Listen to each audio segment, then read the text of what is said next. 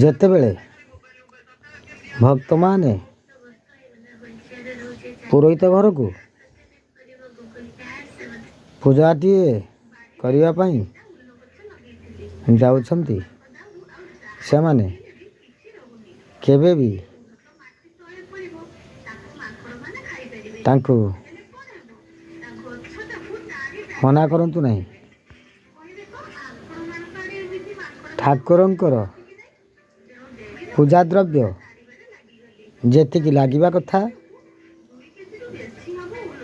ସେ ଲେଖିଲେ ଆପଣ ତାଲିକାଟିଏ ନେଇ ଆସି ପୂଜା ସାମଗ୍ରୀ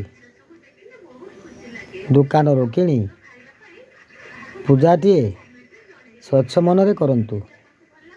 ତାହେଲେ ଭଗବାନ ଆପଣଙ୍କ ପରିବାରକୁ ଆଶୀର୍ବାଦ କରିବେ। ଆପଣ ଯଦି ପୂଜାଟିଏ କରୁଛନ୍ତି, ପୂଜାଟିଏ ମନସ୍କାମନା ପୂରଣ ପାଇଁ କରୁଛନ୍ତି, ସେ ପୂଜାରେ ଯଦି ଗୋଟିଏ ଜିନିଷ ବା ଗୋଟିଏ ଦ୍ରବ୍ୟ ନ ରହେ, ତେବେ ସେ ପୂଜାଟି ଖଣ୍ଡନ ହେଲା। ଭୁଲରେ ବି କେବେ ନନାଙ୍କୁ ରିକ୍ୱେଷ୍ଟ କରନ୍ତୁ ନାହିଁ। ନନା ଯାହା ଲେଖିବେ ସେହି ଅନୁସାରେ ପୂଜାଟିଏ କରନ୍ତୁ। ଜୟ ଜଗନ୍ନାଥ।